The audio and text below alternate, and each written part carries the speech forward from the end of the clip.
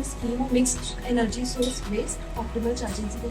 तो यहाँ पे जो ग्रिड से सप्लाई आ रही है, इधर हम उससे चार्जिंग कर सकते हैं या फिर पीवी पैनल से जो सोलर एनर्जी आ रही है उससे चार्जिंग कर सकते हैं। अगर direct 3 phase AC supply available है तो एक ट्रांसफार्मर से उसको स्टेप अप करेंगे और through this AC to DC rectifier unit ये डीसी लिंक भी जाएगा। यहाँ पे एक 370 वोल्ट का वोल्टेज डेवलप होगा, वो डीसी लिंक पे मेंटेन होगा और वो वोल्टेज फीड करेगा डुअल एक्टिव ब्रिज कन्वर्टर को, जो कि ई रिक्शा को चार्ज कर सकता है।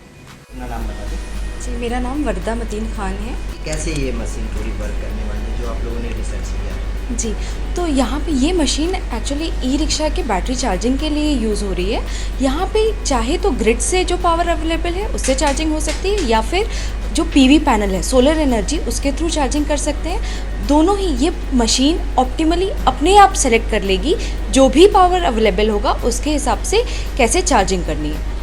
ये जो पूरा प्रोजेक्ट है कितने दिनों में आप लोगों ने इसको पूरा कर लिया? ये पूरा प्रोजेक्ट 2 साल में कंप्लीट हो गया है और यहाँ जैसे कि आप देख सकते हैं यहाँ पे उसका पूरा प्रोटोटाइप डेवलप होकर रखा 6 किलोवाट के लिए डेवलप हो चुका है। कितना उत्साह था इस प्रोजेक्ट को पूरा करने में?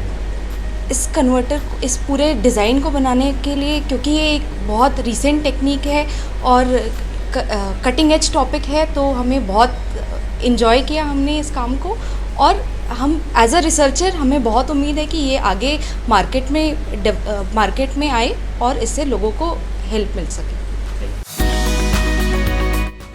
इसमें कि हम पावर सोलर पीवी से और ग्रिड से दोनों से ले सकते हैं।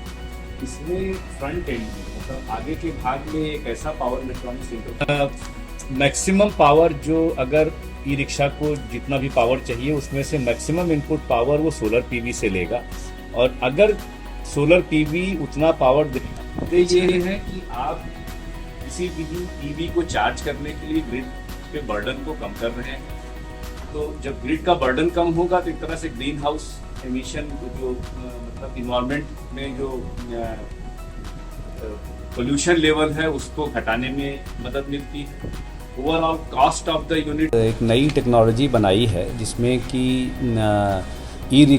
इलेक्ट्रिकल व्हीकल को चार्ज करने के लिए हमने इनपुट सोलर पैनल से और ग्रिड से दोनों से लिया है और एक ऐसा नई technology power electronics base develop किया है जिसमें कि जो मैक्सिमम पावर होगा वो सोलर पैनल से हम लेंगे इनपुट साइड में, और अगर हमें ज़रूरत पड़ेगी तभी हम ग्रिड पावर को यूज़ करेंगे। तो इसका फ़ायदा ये है कि ज़्यादा अगर इलेक्ट्रिकल व्हीकल एक समय में आपको चार्ज करना होता है तो उस परिस्थिति में आपको ग्रिड को बहुत बर्डन करना नहीं पड़ेगा।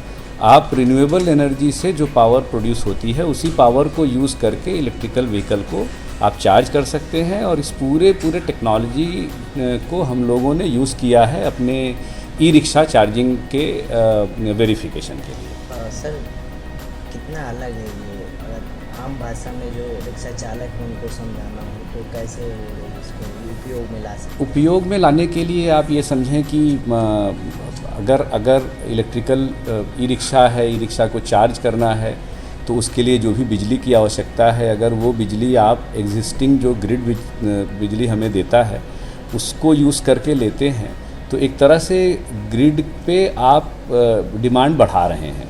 तो ग्रिड की अपनी जनरेशन एक कैपेसिटी है, उस कैपेसिटी से ज़्यादा वो नहीं प्रोड्यूस करता है। और नॉर्मली क्या है कि अभी भी जो ग्रिड पावर हमारा प्रोड्यूस होता है उसमें कोयले का ज़्यादा इस्तेमाल होता है।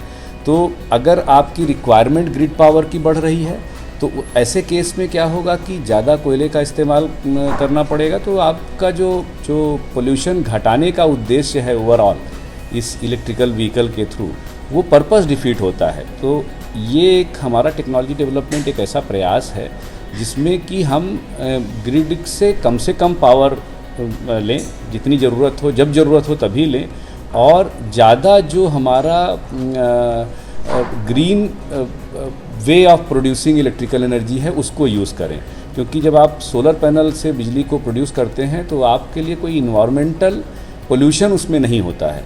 तो एक तरह से हम जो पोल्यूशन लेवल है उसको घटा रहे हैं। दूसरा ग्रिड से जब आप बिजली कम लेते हैं और अपनी खुद की बिजली जब आप इस तरह से लोकली बनाते हैं तो पर यूनिट जो कॉस्ट है ई रिक्शा को चार्ज करने का वो भी कम होता है, तो वहाँ पे एक ई रिक्शा चालक को उसको मदद मिलती है।